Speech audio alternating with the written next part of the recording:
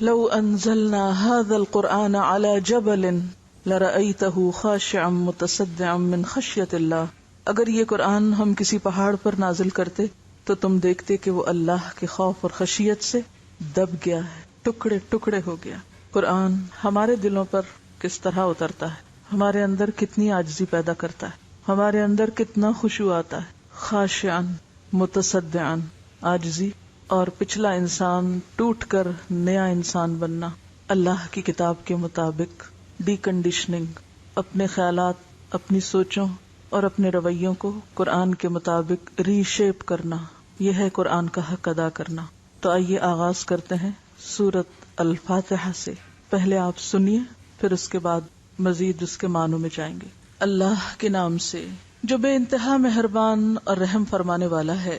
تعریف اللہ ہی کے لیے ہے، شکر اللہ ہی کے لیے ہے جو تمام کائنات کا رب ہے، نہایت مہربان اور رحم فرمانے والا ہے، روز جزا کا مالک ہے. ہم تیری ہی عبادت کرتے ہیں اور تجھی سے مدد مانگتے ہیں. ہمیں سیدھا راستہ دکھا، ان لوگوں کا راستہ جن پر تو نے انعام فرمایا، جن پر تیرا غضب نہیں ہوا اور جو بھٹکے ہوئے نہیں ہیں. پھر سنیے مطلب پہ غور کرتے ہوئے.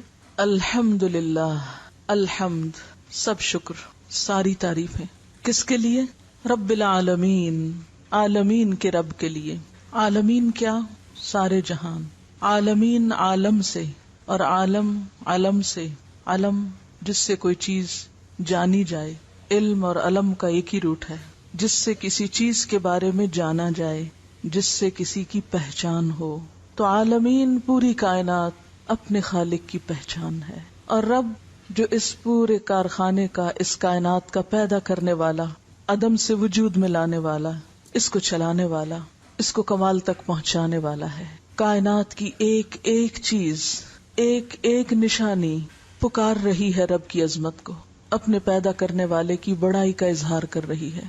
ہر دیکھنے اور سننے والے کو غور و فکر کی دعوت دے رہی ہے کہ سوچو، غور کرو، کون ہے میرا بنانے والا، کون ہے مجھ کو تھامنے والا، کون ہے میرا چلانے والا، کون ہے جس نے مجھ میں یہ فائدہ رکھا. ایک ایک چیز اپنے رب، اپنے خالق، اپنے مالک، اپنے آقا کی عظمت کا اظہار کر رہی کہ بہت بڑی ہے وہ ہستی، بہت عظیم ہے وہ جس نے یہ سب کچھ بنایا. اور حمد شکر کے لیے. شکر کیا ہے؟ نعمتوں کا اعتراف. یہ ساری کائنات جو انسان کی خدمت میں لگی ہوئی ہے، خواہ وہ تمام چیزیں انسان کے اپنے وجود میں ہیں یا وجود سے باہر ہیں، یہ ساری کی ساری اپنے پیدا کرنے والے کے آگے جھکی ہوئی ہیں. انسان جب ان ساری نعمتوں کی طرف توجہ کرتا ہے، جب اس کے دل میں یہ احساس جاگتا ہے کہ میں دیکھ سکتا ہوں، اللہ نے مجھے آنکھ دی ہے، ایک عظیم الشان معجزہ ہے میرے پاس اللہ کا کہ میرے جسم کا ایک حصہ دیکھنے کے قابل ہے، میرے یہ کان سنتے ہیں، میرے منہ میں ایک گوشت کا ٹکڑا بولنے کے قابل ہے.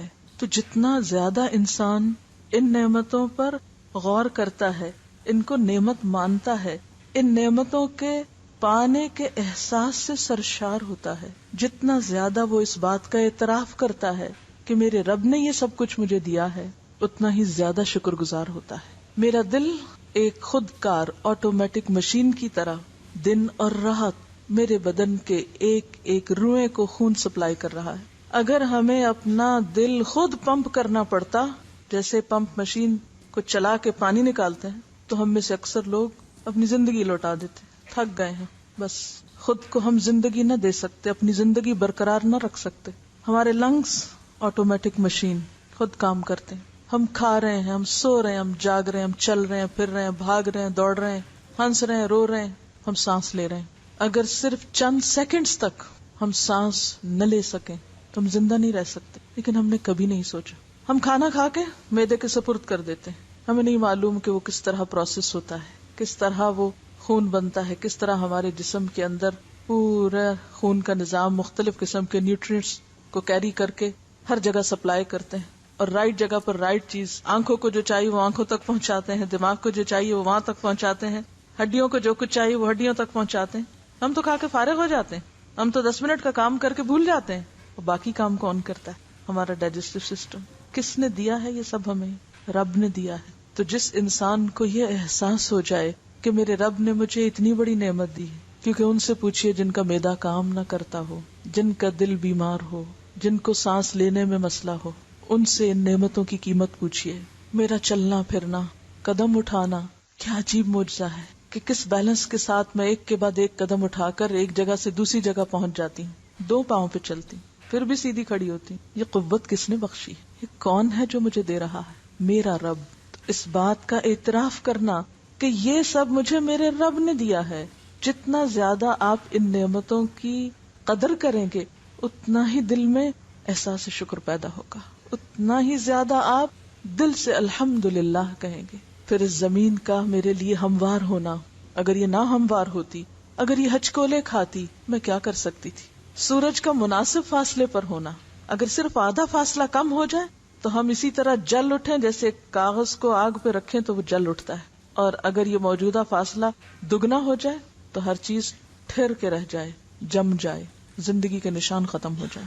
یہ ہوا کا چلنا کتنی نرمی کے ساتھ ہر جگہ سے گزر جاتی ہے، غیر محسوس طریقے سے، نہ ہمیں سوتے ہوئے ڈسٹرب کرتی ہے نہ جاگتے ہوئے. یہ کس نے بنائی؟ یہ کون ہے جو ہواؤں کو بھیجتا ہے؟ یہ اللہ ہے جو ہوائیں بھیجتا ہے. یہ موسموں کا بدلنا، یہ اس مٹی میں سے میری خوراک کا نکلنا، پہاڑوں کے اندر خزانوں کا نسل در نسل انسانوں کے لیے چھپا کر رکھنا، محفوظ کر دینا. اگر اللہ تعالیٰ سونے کو پہاڑ کے اندر رکھنے کی بجائے پہاڑوں کو سونے کا بنا دیتے تو کیا بچتا آئندہ نسلوں کے لیے؟ یہ رنگا رنگ معدنیات کا زمین کے اندر چھپا کے رکھ دینا، تمام انسانوں کی ضروریات پورا کرنے کے لیے، اور نہ صرف انسانوں کی، بے شمار حیوانات کی جو اس زمین پر بستے ہیں، ڈائریکٹلی یا انڈائریکٹلی انسان ہی کو فائدہ پہنچانے کے لیے. یہ سب کچھ کس نے بنایا؟ کون ہے دینے والا؟ وہ اللہ. تو اس بات کو مان لینا کہ یہ سب کچھ اللہ ہے کرنے والا، یہی ہے دراصل الحمدللہ، الحمدللہ رب العالمین. اور پھر اتنا کچھ دے کر بھی میری نافرمانیوں اور نا اعترافیوں کے باوجود وہ مجھ پر مزید رحمت کرتا چلا جا رہا ہے. الرحمن، بہت ہی مہربان، الرحیم، بار بار رحم کرنے والا. رحمت ہی رحمت، کیونکہ یہ سب کچھ جو مل رہا ہے یہ اس کی رحمت ہی کی وجہ سے مل رہا ہے. یک طرفہ رحمت. وہ یہ نہیں دیکھتا کہ کون مجھے مانتا اور کون نہیں مانتا، وہ یہ نہیں دیکھتا کہ کون میرا نافرمان ہے اور کون فرما بردار ہے. وہ یکساں طور پر سورج کی روشنی کو سب کے لیے عام کر رہا ہے، یکساں طور پر سب کے لیے ہوا بھیجتا ہے، یکساں طور پر سب کے لیے رزق فراہم کرتا ہے. رحمان کے سوا کوئی نہیں جو یہ کام کرے. الرحمن الرحیم. تو میں اس کی شکر گزار کیوں نہ ہوں، میرا دل اس کی محبت میں سرشار کیوں نہ ہو، اور میری زبان پر اس کا نام پھر کیوں نہ آئے. اور شکر کی حقیقت یہی ہے، اگرچہ مقام اس کا دل ہے، شکر کا مقام دل ہے، شکر ابھرتا دل سے ہے، لیکن پھر وہ چھا جاتا ہے انسان کے سارے اعمال پر. اس کی زبان بھی پھر شکر گزار ہوتی ہے ذکر کے ذریعے، اور اس کا بدن اس کی اطاعت میں لگ جاتا ہے، اس کا مال اس کی خاطر خرچ ہوتا ہے، اور اسی طرح اس کی طاقت اور صلاحیت سب کچھ اسی کی راہ میں لگ جاتی ہے. وہ ساری قوتوں اور توانائیوں کے ساتھ اس کو خوش کرنے کے لیے سرگرم عمل ہو جاتا ہے، اس یقین کے ساتھ کہ ایک دن آئے گا میرا مالک مجھے میری ان کوششوں کا بدلہ دے گا. مالک یوم الدین، بدلے کے دن کا مالک. وہ صرف اس دنیا میں ہی انسانوں پر رحمت نہیں کر رہا ہے، اس دنیا میں ہی نعمتوں کو عام نہیں کر رہا، بلکہ انسان کی ان کوششوں کا بدلہ دینے والا ہے. اس نے انعام کا دن رکھا ہے کہ جو شکر گزار ہوں گے ان کو پھر مزید انعام دوں گا. دنیا میں تو رحمت عام کر ہی رہا ہوں، قیامت کے دن خصوصی رحمت سے نوازوں گا. الرحمن الرحیم مالک یوم الدین. اس روز ساری بادشاہت اس کے ہاتھ میں ہوگی.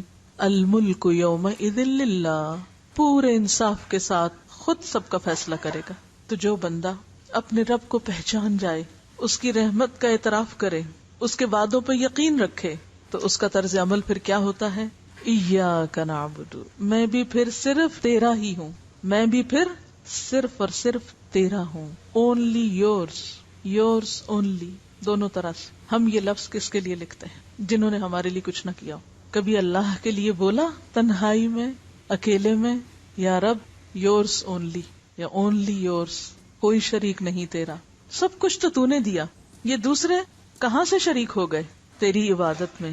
تو ایاک نعبد، صرف تیری ہم عبادت کرتے ہیں. وَإِيَّاكَ نَسْتَعِينُ، اور صرف تجھ سے ہم مدد چاہتے ہیں، کیونکہ تو نے سب کچھ بنایا ہے، ہر چیز تیرے اختیار میں ہے، پوری کائنات تیرے تابع ہے، سب چیزوں کو تو کنٹرول کر رہا ہے، سب کے دل تیرے ہاتھ میں ہیں، سب انسان تیری طرف لوٹ کے جانے والے ہیں، لہٰذا میں کسی اور کی طرف کیوں دیکھوں، میں صرف تیری ہی طرف کیوں نہ دیکھوں، میں صرف تجھی سے کیوں نہ مانگوں، وَإِيَّاكَ نَسْتَعِينُ، صرف تجھ سے ہم مدد چاہتے ہیں، کسی اور پہ میں ڈیپینڈ نہیں کرتی، کسی اور پہ میرا بھروسہ نہیں، میرا بھروسہ، میرا توکل، میرا سب کچھ میرے رب کے پاس۔ لیکن یہ عبادت ہوتی کیا ہے؟ اِيَّاكَ نَعْبُدُ جب ہم کہہ دیتے ہیں تو یہ لفظ محض لفظ نہیں ہونے چاہیے، ان لفظوں کا معنی بھی معلوم ہونا چاہیے، اور اس کے پیچھے پھر جو اخلاق اور کردار مطلوب ہے وہ ہمارے اندر پیدا ہونا چاہیے۔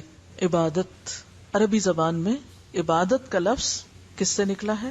عبد سے۔ عبد کہتے ہیں غلامی اور بندگی کو۔ العبادت الخضوع والتذلل، ڈکشنری میں عبادت کا کیا معنی ہے؟ الخضوع والتذلل۔ اللہ نے اپنے بندوں کو پیدا کیوں کیا؟ یہ سب کچھ بنا کے ہمیں بنایا، ہمارے لیے سب کچھ پیدا کیا، یہ سب ہمیں دیا، پھر ہمیں کیوں بنایا؟ وَمَا خَلَقْتُ الْجِنَّ وَالْإِنسَ إِلَّا لِيَعْبُدُونَ، کہ میں نے جن و انس کو اپنی عبادت کے لیے پیدا کیا ہے۔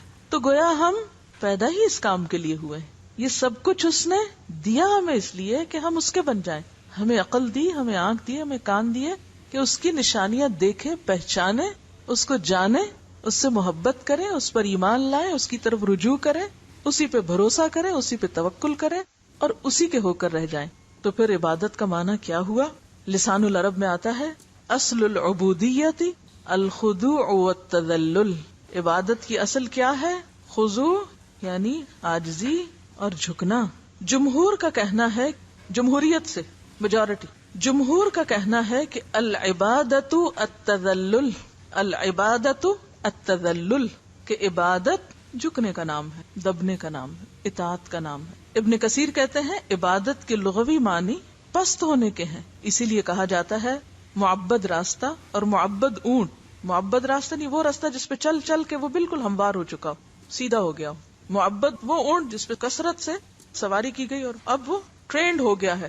شریعت میں اس سے مراد ایسی کیفیت ہے جس میں انتہائی محبت کے ساتھ، اب یہ لفظ یاد رکھیے، انتہائی محبت کے ساتھ انتہائی خضوع اور خوف موجود ہو، یہ ہے عبادت۔ ایک طرف ہے انتہائی محبت، اور یہ کیسے پیدا ہوگی، کب پیدا ہوگی؟ جب ہمارے دل میں نعمتوں کا احساس اور نعمتوں کا اعتراف ہوگا۔ جب ہم کسی کی خوبی دیکھتے ہیں تو تبھی ہمیں اس سے محبت ہوتی ہے نا، جو چیز اچھی لگتی ہے اسی سے محبت ہوتی ہے نا۔ تو جب ہمیں اللہ تعالیٰ کی پہچان ہوگی، اللہ تعالیٰ سے محبت ہوگی، جب اللہ کی پہچان ہوگی جبھی اللہ سے محبت ہوگی نا۔ جب تک اس کو جانے گی نہیں، محبت بھی نہیں کر سکتے صحیح معنوں میں۔ تو جب محبت پیدا ہوتی ہے اور جس کے لیے محبت دل میں آ جائے اس کے آگے انسان کیا بن جاتا ہے؟ آپ کا غلام۔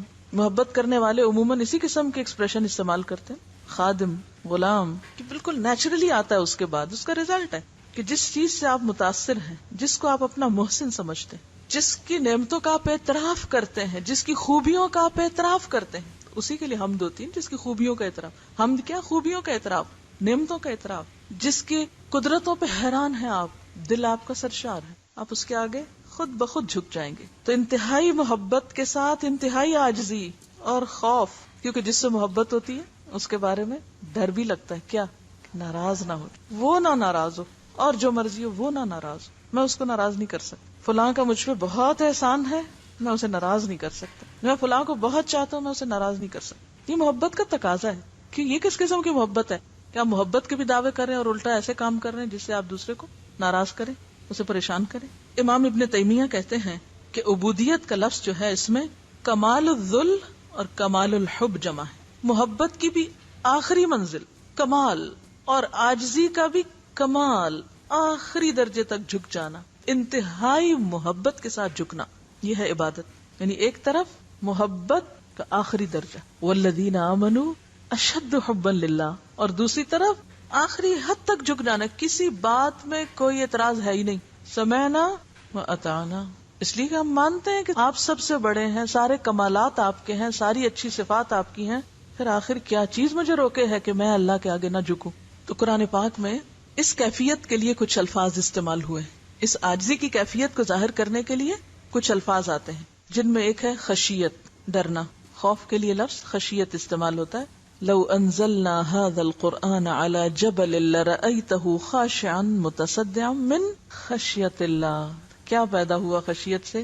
کیا ہے خشیت؟ خاشعا متصدعا، ٹوٹ جانا، اپنی انا کو توڑ دینا، اپنی پسند و ناپسند کو ختم کر دینا، اپنی عقل اور اپنی مرضی کو ایک طرف کر دینا. اسی لیے کہا گیا انما یخشى اللہ من عباده العلماء. ایک اور لفظ استعمال ہوتا ہے تضرع. ادعوا ربکم تضرعا وخفیہ انہ لا يحب المعتدین. پکارو اپنے رب کو تضرع کے ساتھ، زاری کے ساتھ، عاجزی کے ساتھ، چپکے چپکے. سورۃ الاعراف میں آتا ہے وَاذْكُرْ رَبَّكَ فِي نَفْسِكَ تَضَرُّعًا وَخِيفَةً. یاد کرو اپنے رب کو اپنے دل میں زاری کے ساتھ اور چپکے چپکے. ہم کیا کرتے ہیں؟ بس پکار پکار کے رب کو یاد کرتے ہیں. اور کب ہوتی ہے وہ کیفیت کہ ہم دل میں زاریاں کر رہے ہوں، فریادیں کر رہے ہوں، اندر سے پکار رہے ہیں اس کو، تنہائی میں پکار رہے ہیں اس کو. کبھی کر کے تو دیکھے کیسے سنتا ہے. آپ سوچ نہیں سکتے. وہ دور نہیں ہے، کمی ہمارے پکارنے میں. ہم صرف الفاظ دہرانے کو پکارنا سمجھتے ہیں. تو عبادت کیا کرتی ہے؟ انسان کے اندر خشیت لاتی، جھکنا سکھاتی، انسان کا دل نرم ہوتا ہے، زاری لاتی، فریادیں کرتا ہے انسان اندر سے اپنے رب کو پکار پکار کے. ایک اور لفظ آتا ہے اخبات. سورۃ ہود آیت 23 میں آتا ہے ان الذین آمنوا وعملوا الصالحات واخبتوا الی ربہم اولئک اصحاب الجنہ ہم فیہا خالدون. بے شک وہ لوگ جو ایمان لائے اور جنہوں نے اچھے کام کیے اور اپنے رب کی طرف جھک گئے. اخبتوا الی ربہم، آگ کے دھیما ہونے کو کہتے ہیں خبت. کلما خبت زدناہم سعیرا. جب آگ دھیمی ہونے لگے گی تو ہم اور زیادہ اس کو بھڑکا دیں گے. تو آگ کے جلنے کو ذہن میں لائیے کہ جب شعلے بھڑک رہے ہوتے ہیں تو کدھر کو جا رہے ہوتے ہیں؟ وہ اوپر کو جاتے ہیں. اور جب دھیمی ہوتی آگ تو کدھر کو جاتے ہیں؟ آہستہ آہستہ down to earth, down to earth. اس کو کہتے ہیں اخبات. ڈاؤن ٹو ارتھ ہونا، دھیما ہونا، عاجزی ہونا، اس کو کہتے ہیں عبادت. تو ان الذین آمنوا وعملوا الصالحات واخبتوا الی ربہم. اور یہ دھیما پن اور یہ عاجزی اور یہ جھکنا، یہ زاری ساری اپنے رب کے سامنے کہ اللہ تیرا حکم آ جائے، میں کچھ نہیں، میرا دل چاہے یا نہ چاہے، میری مرضی ہو یا نہ ہو، میں ماننے کو تیار ہوں. ایک اور لفظ آتا ہے انابت. وَأَنِيبُوا إِلَىٰ رَبِّكُمْ وَأَسْلِمُوا لَهُ مِن قَبْلِ أَن يَأْتِيَكُمُ الْعَذَابُ ثُمَّ لَا تُنصَرُونَ. اور رجوع کرو اپنے رب کی طرف، پلٹ آؤ اپنے رب کی طرف اور اس کے آگے جھک جاؤ اس سے پہلے کہ تمہارے پاس عذاب آ جائے، پھر تم مدد نہ کیے جاؤ. تو عبادت کیا ہے؟ پلٹ آنا. غلطی ہو گئی، بھول گئے، پھر کیا کریں؟ واپس آ جائیں اس سے پہلے کہ پکڑ ہو جائے. اور خشوع کا لفظ تو ویسے ہی آتا ہے قرآن پاک میں الذین هم فی صلاتہم خاشعون. پھر اسی طرح قنوت کا لفظ بھی آتا ہے. قنوت قوموا للہ قانتین. قنوت میں بھی جھکنا ہوتا ہے. اللہ کے آگے کیسے کھڑے ہو؟ نماز میں کیسے کھڑے ہو؟ زمین پہ کیسے چلو؟ وعباد الرحمن الذین یمشون علی الارض ہونا ہونا. آہستگی سے، کوئی اکڑ نہیں.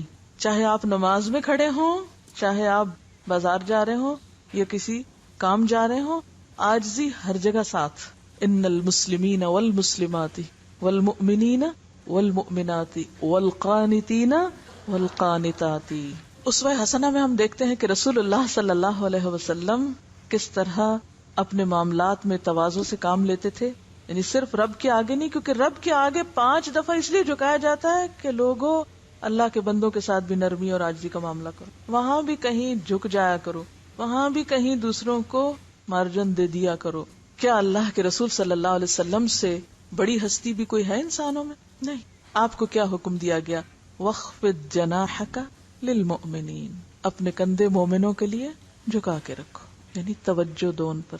رسول اللہ صلی اللہ علیہ وسلم نے فرمایا اللہ تعالیٰ نے میری طرف وحی کی ہے کہ فروتنی یعنی عاجزی اختیار کرو، ایک دوسرے پہ فخر نہ جتاؤ اور ایک دوسرے پر باغیانہ طرز عمل نہ اپناؤ، یعنی سرکشی نہ کرو.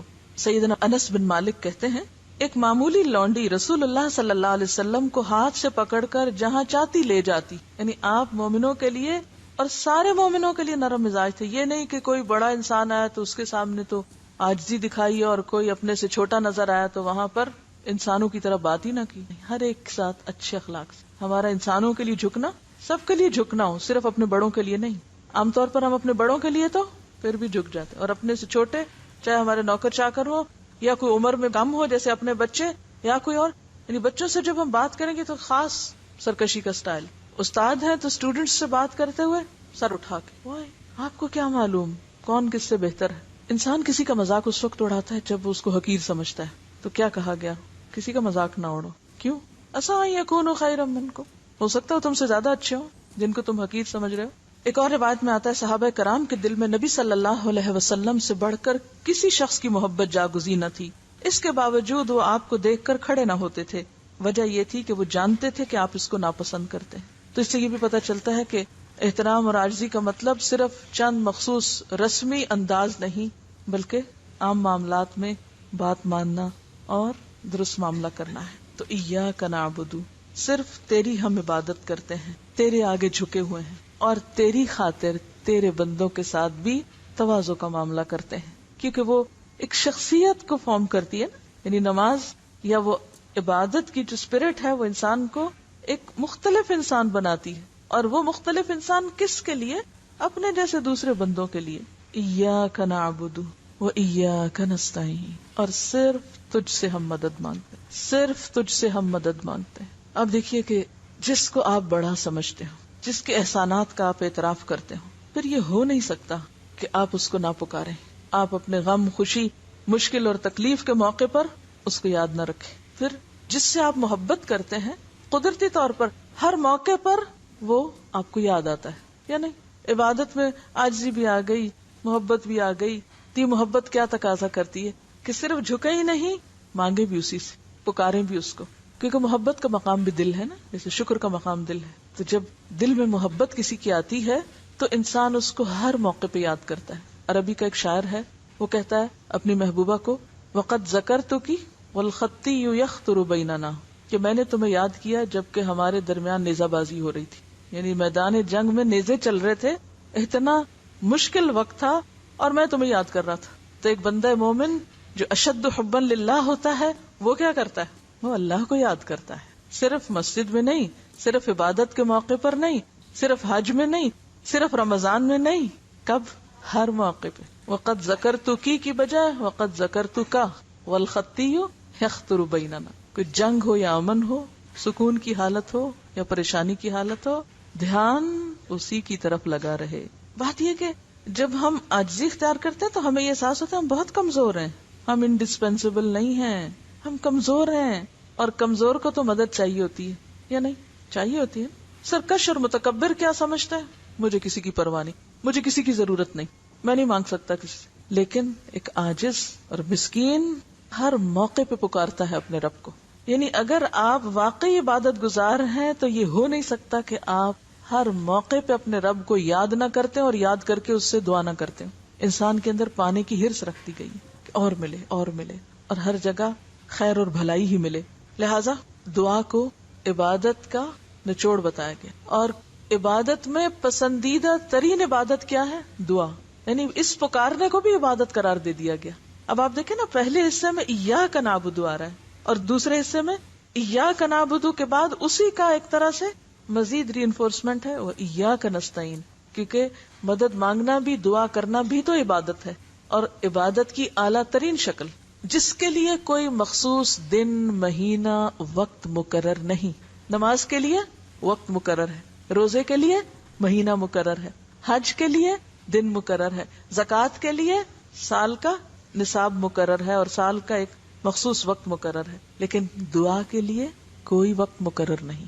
جب چاہیں، جیسے چاہیں، جتنا چاہیں اپنے رب کو پکارتے جائیں. آپ کسی سے ملاقات کرتے ہیں، کیا کہتے ہیں؟ السلام علیکم. کیا کر رہے ہوتے ہیں؟ دعا کر رہے ہوتے ہیں، اپنے لیے نہیں، دوسرے کے لیے. سلام کیا ہے؟ دوسرے کے لیے دعا کرنا. اس وقت بھی اپنے رب کو پکار رہے ہوتے ہیں آپ. آپ کھانا کھاتے ہیں، پیورلی دنیا کا کام، آپ کیا کرتے ہیں؟ اللہ کی مدد مانگتے ہیں. کھانے کے بعد الحمدللہ کہتے ہیں، یہ بھی دعا ہے. کیونکہ الحمدللہ کیا ہے؟ یہ بھی ایک طرح سے دعا ہی ہے کہ اللہ کا شکر ادا کرنا کیا کرتا ہے دراصل؟ لئن شکرتم لازیدنکم. یعنی ایک آپ ڈائریکٹ مانگتے ہیں اور ایک آپ الحمدللہ کہہ کر اپنی نعمتوں میں اور اضافہ کرتے ہیں. یہ بھی مانگنا ہے. الحمدللہ تملأ المیزان.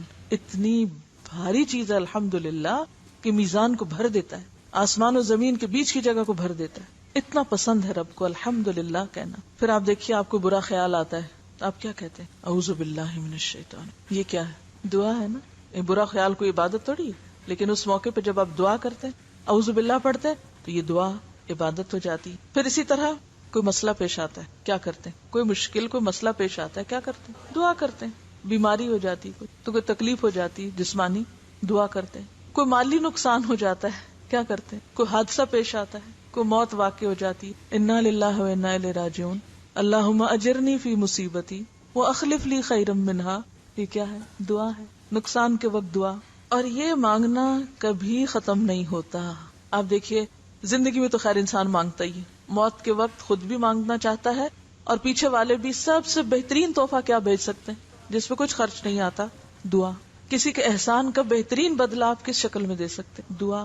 اسی طرح قیامت کے دن جب آپ اٹھیں گے، جیسے ہر روز سویرے بستر سے اٹھتے ہیں تو کیا کہتے ہیں؟ دعا. الحمدللہ الذی احیانا بعد ما اماتنا الیہ النشور. حشر کے میدان میں جب اندھیرا ہوگا تو کیا دعا کریں گے؟ ربنا اتمم لنا نورنا واغفر لنا.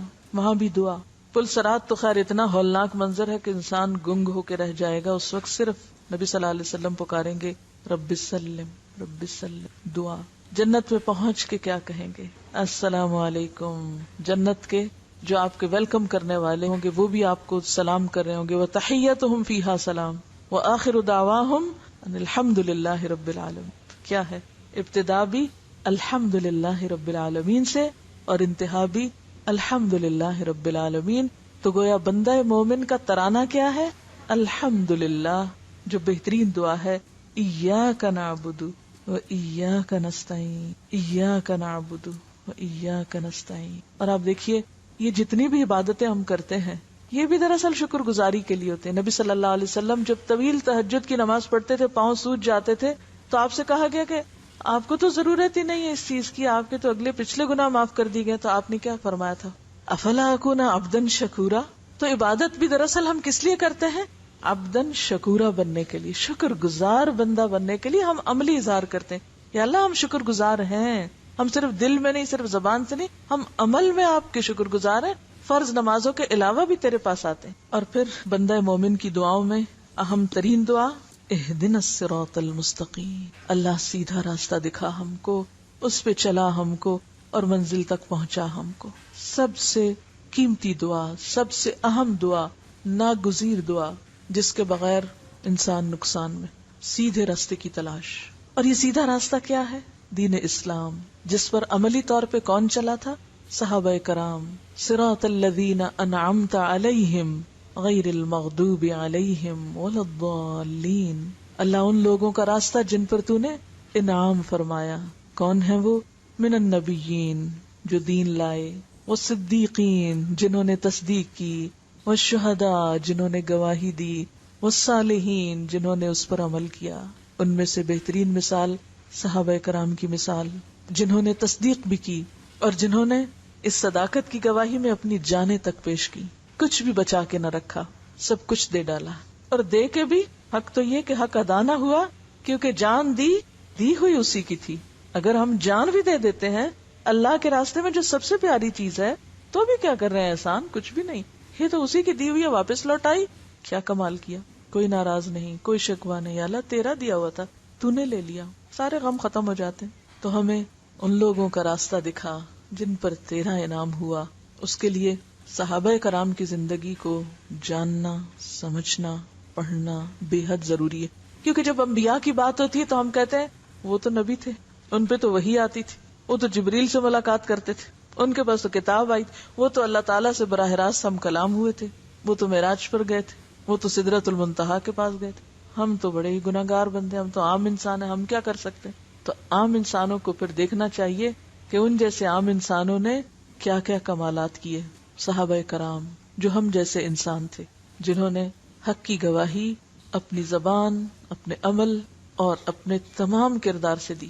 تو یا اللہ ہمیں بھی ان جیسا بنا دے، کیونکہ اللہ تعالیٰ نے بھی معیار یہی رکھا ہے. فَإِنْ آمَنُوا بِمِثْلِ مَا آمَنْتُمْ بِهِ فَقَدِ اهْتَدَوْا. اگر یہ باقی لوگ بھی ایسا ایمان لائیں جیسا تم ایمان لائے ہو تو ہدایت یافتہ ہیں. لیکن عام لوگوں کے خیال میں جو کچھ وہ کرتے تھے وہ آج ہمیں بے وقوفی لگتا ہے. اسی لیے وَإِذَا قِيلَ لَهُمْ آمِنُوا كَمَا آمَنَ النَّاسِ، جب ان سے کہا جاتا ہے ایسے ایمان لاؤ جیسے الناس ایمان لائے، یعنی صحابہ کرام، قالوا انؤمن کما آمن السفہاء، ہم ایسا ایمان لائے جیسے یہ بے وقوف لوگ لائے ہیں ایمان. اپنے گھر بھی لٹا دیے، مال بھی لٹا دیا، اپنا وقت، اپنی بکریاں، اپنے کاروبار سب کچھ چھوڑ بیٹھے. صراط الذین انعمت علیہم، ان لوگوں کا راستہ جن پر تو نے انعام کیا. انعام کس کو اچھا لگتا ہے؟ انعام کوئی ہے جس کو انعام اچھا نہ لگے؟ انعام، پرائزز، پرائز ونر، ایوارڈز، کتنا فخر کرتے ہیں. تو ایک ایوارڈ اور ایک پرائز اور ایک انعام تو آپ کو دنیا میں ملتا ہے جو آپ کے مرنے کے ساتھ بے وقت بے قیمت ہو جاتا ہے، اور ایک وہ ہے جو اللہ رب العزت کی طرف سے ملتا ہے. تو جن کے حق میں اللہ فیصلہ کر دے، رضی اللہ عنہم ورضوا عنہ، اللہ ان سے راضی ہو گیا، یہ ہے سب سے بڑا انعام. ایسی کوشش، ایسی جد و جہد جس کے نتیجے میں اللہ راضی ہو جائے، اس چیز کے لیے یکسو ہو جانا کہ میرے کسی بھی کام اور کوشش کا مقصد لوگوں کی رضامندی نہیں کہ یہ خوش ہو جائے مجھ سے، وہ راضی ہو جائے، وہ نہ ناراض ہو جائے، وہ نہ مجھے کچھ کہہ دے. لوگوں کا ڈر نہیں، لوگوں کی رضامندی نہیں، اللہ کی رضا. اور اللہ کی رضا میں اگر کوئی ناراض ہو بھی جائے اور انسان صبر کر لے تو ایک وقت آتا ہے اللہ اس کو بھی راضی کر دے. اور اگر بندوں کو راضی کرنے میں رب کو ناراض کر دے تو بڑے گھاٹے کا سودا ہے. غیر المغضوب علیہم، ان کا نہیں جن پہ غضب ہوا. غیر المغضوب علیہم، صحابہ کرام کا راستہ تو چاہیے، مغضوب علیہم کا نہیں چاہیے. اللہ کا غضب کس پر ہوتا ہے؟ اس پر ہوتا ہے جس کے پاس علم ہو پھر وہ عمل نہ کرے. جو کتاب والا ہو، اہل کتاب ہو، پڑھا لکھا ہو، سب جانتا ہو، لیکن اس کا عمل اس کے مطابق نہ ہو، ایسے لوگ انعام یافتہ نہیں ہوتے، ایسے لوگ مغضوب علیہم ہوتے ہیں. تو یاد رکھیے اگر قرآن پڑھ کر بھی رحمتیں نہیں آ رہی تو کہیں ایسا تو نہیں کہ کچھ قصور کر رہے ہیں ہم. تو جو جان بوجھ کے انجان بنے، جو سمجھ کر بھی نہ سمجھ بنے، اس پہ اللہ کا غضب ہوتا ہے. اور اس کی مثال تاریخ میں موجود ہے جن قوموں پر اللہ کا غضب ہوا. قوم نوح سے لے لیجئے، قوم نوح، قوم عاد، قوم سمود، قوم لوط، فرعون اور اس کے اہلکار، اہل کتاب بنی اسرائیل، ان سب کے اوپر کیوں غضب ہوا؟ پچھلی قومیں اللہ کے غضب سے تباہ ہوئی نا، کیوں غضب ہوا ان پر؟ تو غضب اس پر ہوتا ہے جس کے پاس پیغمبر آئے، جس کے پاس کتاب آئے، جس کو ہدایت کا راستہ بتا دیا جائے اور وہ سب جان بوجھ کے پھر کچھ نہ کرے، عمل نہ کرے. یہ جتنی بھی قومیں قرآن پاک میں جن کا ذکر آتا ہے ان پہ تباہی آئی، اللہ کا عذاب آیا، ان کا قصور کیا تھا؟ کیا وہ جانتے نہ تھے؟ ما کننا معذبین حتی نبعث رسولا، ہم عذاب نہیں دیتے کسی کو جب تک رسول نہ بھیج دیں، لیکن جب رسول آ جاتا ہے پھر نہ لوگ مانے پھر پکڑ آتی. ولضالین، ہمیں بھٹکنے والوں کا راستہ بھی نہیں چاہیے، ہمیں نہیں بھٹکنا. اور بھٹکنے والے کون ہوتے ہیں؟ جاہل، جن کے پاس علم نہ ہو اور کوئی انہیں بتایا کہ ہم نہیں مانتے، اپنے پاس ہی رکھو. دال کون ہوتا ہے؟ گم راہ. راستہ کون گم کرتا ہے؟ آپ کب بھٹکتے ہیں؟ کسی کے گھر جا رہے ہیں کب بھٹکتے ہیں؟ جب صحیح پتہ نہیں ہوتا کہ کدھر کو جانا ہے کدھر کو مڑنا ہے. ڈائریکشنز لے کے نہیں چلتے. ہم میں سے اکثر لوگوں کا حال یہ کہ یہاں ڈائریکشن لے کے نہیں چلتے گھر سے. ہم کہتے ہیں وہ پوچھ لیں گے کسی سے. عام زندگی میں ہم یہی کرتے ہیں، دین کے معاملے میں بھی ہم کہتے ہیں ہم پتہ ہے سب کچھ. یہ کہنا کہ مجھے سب پتہ ہے یہ کس چیز کی علامت ہے؟ جاہل ہونے کی. جو یہ کہے کہ میں سب جانتا ہوں وہ سب سے زیادہ لا علم ہے. یہ جہالت کی علامت. کیونکہ علم والے تو جتنا علم آتا جاتا ہے اتنا ہی ان پہ لا علمی کھلتی جاتی ہے کہ ہم کیا جانتے ہیں. وہ اپنی لا علمی کا اعتراف کرتے جاتے ہیں، اور لا علمی کا اعتراف کرنے والے علم حاصل کر پاتے ہیں. جو لا علمی کا اعتراف نہ کرے وہ آگے نہیں سیکھ سکتا. جو اپنے آپ کو عالم سمجھ لے وہ آگے نہیں بڑھ سکتا. اسی لیے ہمیں کیا کہا گیا؟ ہمیشہ طالب علم رہو، مہد سے لحد تک طالب علم رہو. تو دال بھٹکنے والے وہ ہوتے ہیں جو جہالت کی بنا پر انکار کرتے ہیں، یعنی پتہ نہیں اور مانتے بھی نہیں. تو یا اللہ نہ تو ہمیں ویسا بنا کہ جنہیں پتہ ہے اور نہیں مانتے، اور نہ ایسا بنا کہ جنہیں پتہ ہی نہیں اور پھر نہیں مانتے. اب ان باتوں کو ذہن میں رکھ کے دوبارہ غور سے تلاوت سنیے. عام طور پر جب ہم مغضوب علیہم اور ضالین کو دو خانوں میں بانٹ دیتے ہیں، اس سے مراد یہود، اس سے مراد نصارہ، پھر ہم ان کو الگ کر کے خود آرام سے بیٹھ جاتے ہیں. نہ ہم وہ ہیں نہ وہ ہیں، کوئی فکر کی بات نہیں. کیا ہماری اکثریت لا علمی کا شکار نہیں؟ مسلمان معاشروں کی اکثریت لا علمی کا شکار نہیں؟ اور پھر ایٹیٹیوڈ کیا ہے؟ جب کچھ بتایا جاتا ہے تو کیا کہتے ہیں؟ ہاں، سننا بھی نہیں چاہتے نا، جاننا بھی نہیں چاہتے، ماننا ہی نہیں چاہتے. تو کیا پھر ہم بھی لا علموں کے راستے پہ چلیں گے؟ جدھر وہ جا رہے ہیں ادھر ہم بھی چلیں گے؟ چلو تم ادھر کو ہوا ہو جدھر کی. نہیں، اللہ نہیں، ادھر نہیں جانا. ہمیں تو ان لوگوں کے راستے پہ جانا ہے، ان جیسے کام کرنے جن پہ تیرا انعام ہوا، جن سے تو راضی ہو گیا. ہمارے ہیروز، ہمارے آئیڈیل وہ لوگ ہیں، یہ عوام الناس نہیں. لیکن پریکٹیکلی عملی زندگی میں ہم کیا کر رہے ہیں؟ کس کو فالو کر رہے ہیں؟ صحابہ کرام کو یا لوگوں کی بھیڑ کو؟ وہ فلاں جگہ ایسی شادی ہوئی میں نے بھی ایسے کرنی، فلاں ایسے کپڑے پہنتا ہے مجھے بھی یہی پہنے، فلاں یہ کھاتا ہے مجھے بھی ایک آنکھیں بند کر کے دوڑ جاری ہے، ریٹ ریس، بے سوچے سمجھے. کیوں کرتے ہو یہ؟ سبھی ایسا کرتے ہیں. اب میں ان سب کو چھوڑ کے ایک الگ راستہ اختیار کروں. ایک دفعہ اور تلاوت سنیے.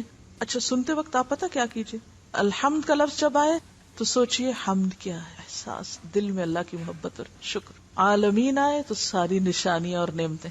الرحمن الرحیم آئے تو اس کے ساتھ ہی پیچھے مالک یوم الدین آئے تو قیامت کے دن کا احساس کہ بدلہ ملنا ہے سارے عمل کا. پھر ایاک نعبد آئے تو عبادت کیا ہے، خضوع اور تذلل، عاجزی اور جھکنا. اور ایاک نستعین آئے تو دعا، پکار، ہمیشہ پکارنا. اہدنا الصراط المستقیم آئے، صراط مستقیم پہ کیا کرنا ہے، دین کا راستہ. اور پھر صراط الذین انعمت علیہم آئے تو صحابہ کرام، انبیاء اور شہداء کا راستہ. غیر المغضوب علیہم آئے سرکش اور متکبر لوگوں کے راستے سے پناہ، کہ سب کچھ جان کے بھی جو انجان ہوئے. اللہ پناہ میں رکھے ایسے عالموں سے جو سب کچھ جان کے کچھ عمل نہیں کرتے. ایسے لوگ ہوتے ہیں نا زمین پر، پی ایچ ڈیز، علماء، فضلاء، معلوم نہیں کتنے کتنے ٹائٹل، اور حالت یہ ہے کہ اللہ کی پناہ چھوٹی چھوٹی دین کی باتوں پر عمل کرنا بھی ان کے لیے پہاڑ ہے. اپنے آپ کو علامہ سمجھتے ہیں لیکن عمل کے میدان میں فیل ہے. ایسے سرکشوں سے ہمیں بچا، اور نہ ہمارے وہ آئیڈیل ہو. کیونکہ عام طور پہ ہم پتہ کیا کرتے ہیں، لوگوں کو دیکھے فلاں بھی تو اتنا جاننے والا ہے اور وہ بھی یہ نہیں کرتا، میں کیوں کروں، وہ پڑھا لکھا نہیں، وہ فلاں اتنے بڑے مفتی صاحب ہیں، اتنے بڑے علامہ ہیں، اتنے بڑے اسکالر ہیں، وہ نہیں کچھ غلط کر سکتے، لہٰذا وہ یہ کہہ رہے ہیں تو میں نے بھی یہی کہنا ہے. یہ بھول جاتے ہیں کہ وہ بھی ایک انسان ہے. تو عموماً ہم دین والوں کو حجت بنا لیتے ہیں، ان کو تو پتا ہے یہ بھی ایسے کر رہے ہیں تو کیا ہوا، ہم نہیں کر سکتے، ہمارے لیے کیوں منع ہے. تو ہمیں ایسا نہیں بننا. اور ضالین عوام الناس، اور اس بھیڑ کی ہم نے پیروی چھوڑنی، ان لا علم لوگوں کے راستے پہ نہیں چلنا. یا اللہ تو ہمیں اپنا بنا لے. یہ سوچ کے آپ نے اب سننا ہے. لسننگ کے وقت یہ جو مین پوائنٹس ہیں یا سائنس ہیں، یعنی یہ ایسے ہی جیسے آپ چل رہے ہیں نا، اور مختلف سائنس دیکھ کے آپ کچھ ریکال کرتے ہیں، اب ریکال کر کے آپ لسننگ کریں گے. سنیے، سمجھ آئی گا. ہم جھکنا کیوں نہیں چاہتے؟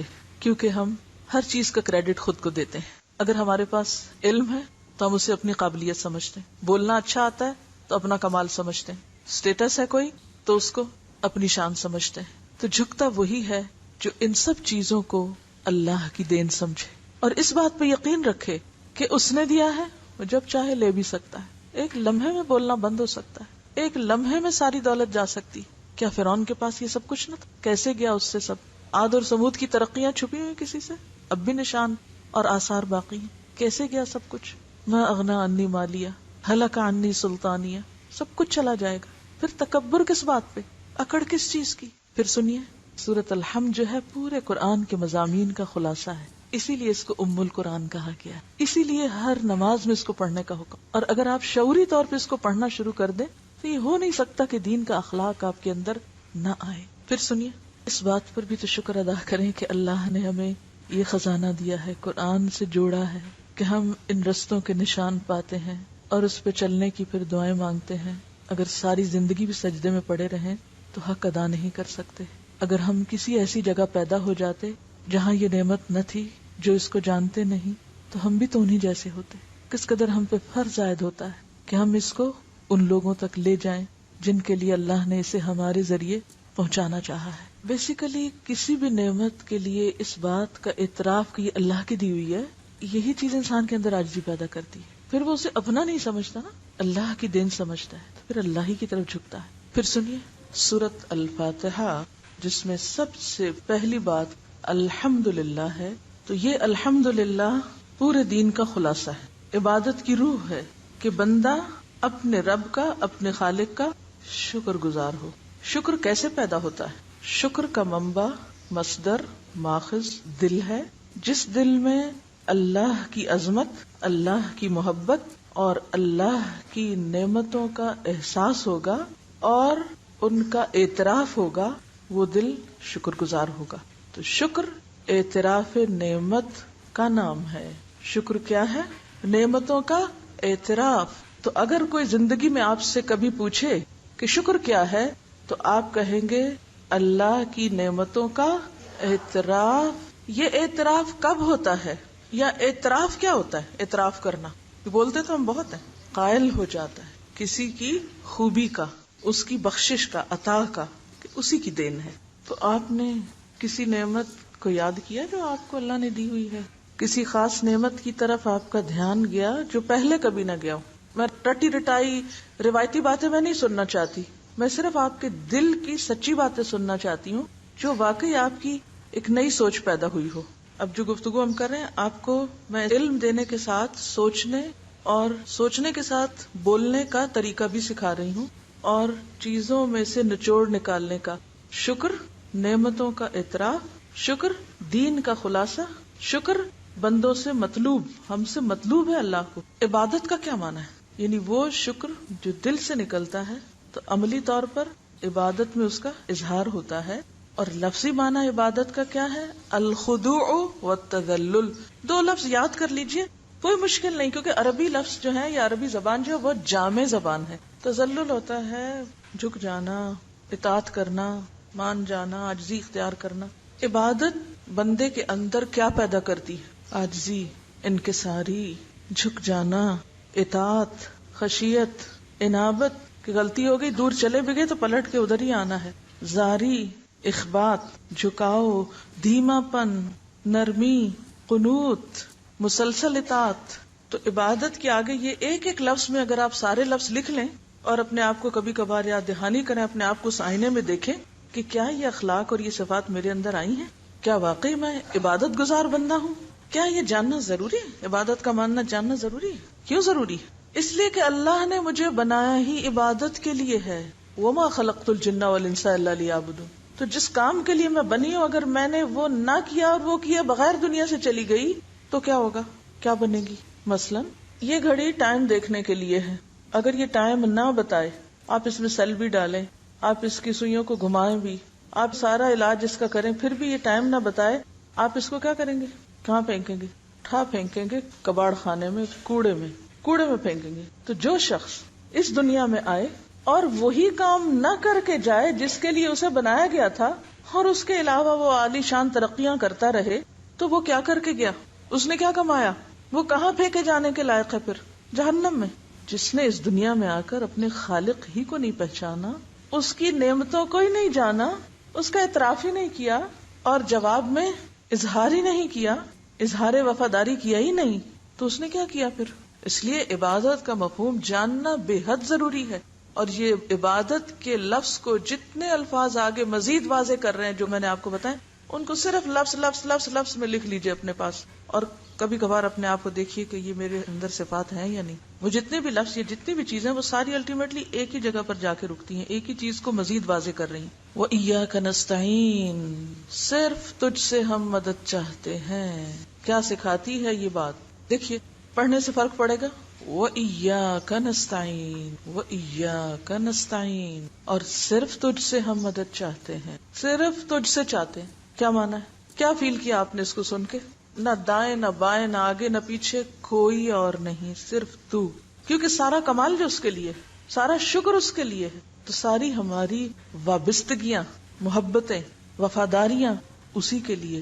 لہذا ہم جھکیں گے بھی اس کے آگے اور مانگیں گے بھی اسی سے، کیونکہ انسان جس سے مانگتا ہے، جس سے اس کو فائدہ پہنچتا ہے، تو اسی کے گن گاتا ہے. وہ کہتے ہیں نا، رب کا شکر ادا کر بھائی جس نے ہماری گائے بنائی. جس کو یہ سمجھ آ گیا کہ ہماری گائے جس کا دودھ ہم پیتے ہیں وہ رب نے بنائی ہے، تو وہ لازماً شکر گزار بھی اسی کا ہوگا، اور پھر آئندہ بھی اسی سے مانگے گا، اسی کے گن گائے گا. کیا دعا کا کوئی وقت مقرر ہے؟ کب کب مانگ سکتے ہیں؟ دعا عبادت کا اعلیٰ ترین مقام ہے، لیکن اس کے لیے کوئی مخصوص وقت یا مخصوص فارم یا مخصوص جگہ نہیں بتائی گئی کہ صرف وہی مانگ سکتے ہیں یا صرف اس وقت مانگ سکتے ہیں. ہر وقت اور ہر لمحہ اور ہر موقع پہ مانگ سکتے ہیں. اس سے پتہ چلتا ہے کہ ہمارا دین صرف مخصوص جگہوں یا خانوں یا علاقوں کے لیے نہیں ہے یا اوقات کے لیے، وہ اللہ اور بندے کے درمیان دائمی اور مستقل رشتہ ہے، لمحے لمحے کا تعلق ہے، کیونکہ لمحے لمحے انسان اللہ کا محتاج ہے. یا ایھا الناس انتم الفقراء الی اللہ. تو جو خود کو فقیر سمجھتا ہے، خود کو محتاج سمجھتا ہے، پھر وہ اپنے سے برتر رب عظیم سے مانگتا چلا جاتا ہے. اہدنا الصراط المستقیم. صراط مستقیم کیا ہے؟ سے مراد دین اسلام کا طریقہ ہے جو اللہ کے رسول صلی اللہ علیہ وسلم نے ہمیں سکھایا صحیح منزل تک پہنچنے کے لیے. کیونکہ اس کی ڈیفینیشن آگے آ رہی، صراط الذین انعمت علیہم، ان لوگوں کا طریقہ زندگی یا لائف سٹائل جن پر تیرا انعام ہوا. مغضوب علیہم کون ہے؟ جن پہ اللہ کا غضب ٹوٹا. کیوں ٹوٹا؟ کہ انہوں نے جان بوجھ کر پھر اللہ کی نافرمانی کی، اور اس سے مراد وہ ساری قومیں ہیں جن پر دنیا میں عذاب آیا، غضب ٹوٹ پڑا، آ گیا غضب۔ وَلَضَّالِّينَ، ضال کون ہوتا ہے؟ راہ گم کیے ہوئے، گمراہ نہیں کہے، کیوں؟ جب ہم گمراہ کہہ دیتے ہیں تو پھر کیا ہوتا ہے؟ جب ہم روایتی لفظ بولتے جاتے ہیں نا، پھر وہ لفظ اپنی روح کھو دیتے ہیں، اپنا مفہوم کھو دیتے ہیں، پھر ہم ان کو سوچ کے نہیں بولتے۔ اگر میں کہوں گی گمراہ تو آپ کسی ایسے بھٹکے ہوئے انسان کو ذہن میں لاکیں کہ فلاں گمراہ، جب میں کہوں گی راہ گم کیے ہوئے تو فرق ہو جائے گا نا، بات وہی ہے لیکن احساسات فرق ہو جائیں گے۔ یعنی آپ دیکھیں، میں بولتی ہوں محسوس کیجئے اس وقت صرف گمراہ، راہ گم کیے ہوئے، دونوں میں کیا فرق؟ میں نے بولا گمراہ، فلاں گمراہ ہے، فلاں راستہ کھو چکا ہے، جی لیونگ کیریکٹر لگتا ہے، فلاں گمراہ ہے اور فلاں راہ گم کر چکا ہے، فلاں راستہ نہیں پا رہا۔ راستہ ہے نا دین کا، علم دینا چاہتے ہیں آپ، اس کو لینا ہی نہیں چاہتا، کوئی ڈائریکشن نہیں ہے اس کے پاس، کوئی طریقہ نہیں ہے اس کی زندگی میں، اور آپ دینا بھی چاہیں اور لینا نہیں چاہتا۔ تو اس سے مراد پھر کون لوگ ہیں؟ راہ گم کیے ہوئے کون ہیں؟ عوام الناس، امیون، ومنہم امیون لا یعلمون الکتاب، پتہ ہی نہیں کرنا کیا ہے، جانا کدھر ہے، کیوں آئے ہیں دنیا میں۔ ایسے سارے لوگ جو مقصد زندگی سے لا علم ہیں، نابلد ہیں۔ تو ہم ہر روز کیا دعا مانگتے ہیں کہ یا اللہ ہمیں ماسز والا، میجورٹی والا، اور جس پر اکثریت ہے وہ راہ نہیں چاہیے، وہ چاہیے جو انبیاء، شہداء، صدیقین اور صالحین کا راستہ ہے، وہ چاہیے۔ تو اس طرح آپ کا رشتہ اور تعلق کن سے جا جڑتا ہے؟ انہی سے جا جڑتا ہے۔ پھر آپ اسی کی دعا مانگتے ہیں، الحقنی بالصالحین، آپ ان کی محبت میں روتے ہیں، آپ ان کے نقش قدم کو فالو کرتے ہیں، آپ ان کو اپریشیٹ کرتے ہیں، آپ ان کی خدمات کا بھی اعتراف کرتے ہیں۔ تو گویا ہمارا دین ایک طرف ہمیں اللہ کی نعمتوں کا اعتراف سکھاتا ہے اور دوسری طرف ہمیں بندوں کی خیر و بھلائی اور ان کے اچھے کاموں کا اعتراف بھی سکھاتا ہے۔ لیکن بخیل کبھی اعتراف نہیں کرتا، جس کا دل چھوٹا ہے نہ وہ اللہ کی نعمتوں کو اپریشیٹ کر سکتا ہے اور نہ وہ کسی اچھا کام کرنے والے کو اپریشیٹ کر سکتا ہے، بخل ہے نا اس کے دل کے اندر۔ تو اس طرح آپ دیکھیے کہ ایک بندہ مومن کی تصویر کیا بنتی ہے، وہ جس کا تعلق آسمان و زمین کے مالک سے، وہ جو آسمان و زمین کا مالک ہے، ایک طرف اس کا تعلق اس سے جا جڑتا ہے اور دوسری طرف وہ بندوں کے بیچ میں رہتے ہوئے ان بندوں کی اچھائیوں کا معترف ہے جو اللہ کے راستے پہ چلتے ہیں، ان کو اپریشیٹ کرتا ہے، وہ خدا کی معرفت بھی رکھتا ہے، وہ انسان دوست بھی ہے۔ یہی دو صفات انسان کو کیا بناتی ہیں؟ معتدل انسان بناتی ہیں۔ معتدل، ایسی ہی چیز انسان کی زندگی میں اعتدال لاتی ہے۔ واضح؟ تو آپ معتدل انسان کب بن سکتے ہیں؟ جب ایک طرف آپ کا تعلق اللہ تعالیٰ سے بھی درست بنیادوں پر استوار ہو اور دوسری طرف بندوں کے ساتھ بھی آپ حسد اور بغض اور تنگ دلی کا مظاہرہ کرنے والے نہ ہوں۔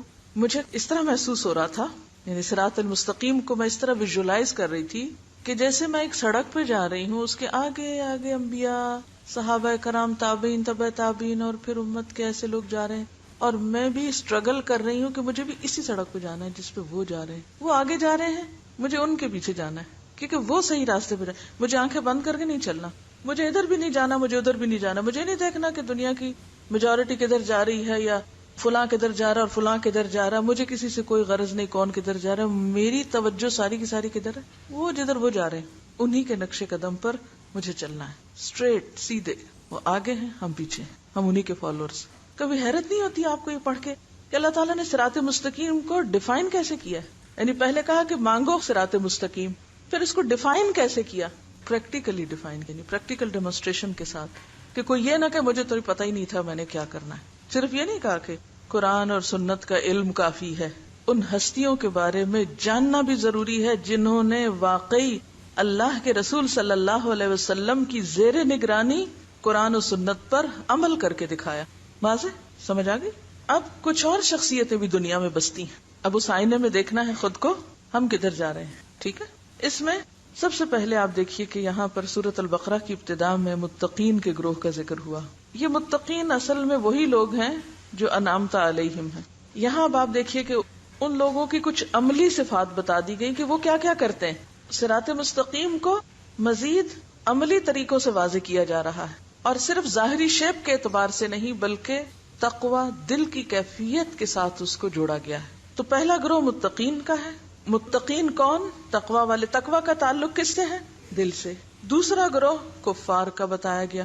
کفر کا تعلق بھی کس سے ہے؟ دل سے. اسی لیے اللہ تعالیٰ فرماتے ہیں ختم اللہ علی قلوبہم، ان کے دلوں پہ مہر لگا دی اللہ نے. دل بند ہے، ان کے دل نہیں کام کرتے، لہذا وہ حقیقت کو نہیں پاتے. اب تیسرا ایک گروہ ہے جو ان دونوں کے بیچ کا ہے، لا الہ ہؤلاء ولا الہ ہؤلاء، اور وہ ہے گروہ منافقین کا. منافقت کا تعلق کس سے ہے؟ دل سے. تو اصل بات پھر کیا ہوئی کہ جب تک اندر درست نہیں اس وقت تک باہر درست ہو نہیں سکتا. اور شکر کا تعلق بھی کس سے تھا؟ دل سے. محبت کا تعلق کس سے؟ چاہے وہ اللہ کی ہو یا نیک بندوں کی. تو جب تک دل کی اصلاح نہ ہو اس وقت تک ظاہری عمل درست ہو ہی نہیں سکتے. وآخر دعوانا ان الحمد للہ رب العالمین. یہ مختلف قاریوں کی آواز میں جو قرات ہے، اس کی کیسٹ بھی ایک تیار کی گئی ہے 7 رنگ کے نام سے. اس کو آپ لے بھی سکتے ہیں اگر خود سے سننا یا آگے سنوانا چاہیں، یا کہیں اور آپ سورۃ فاتحہ کی تفسیر کہیں پر درس دینا چاہیں. سبحانک اللہم و بحمدک نشہد ان لا الہ الا انت نستغفرک و نتوب الیک.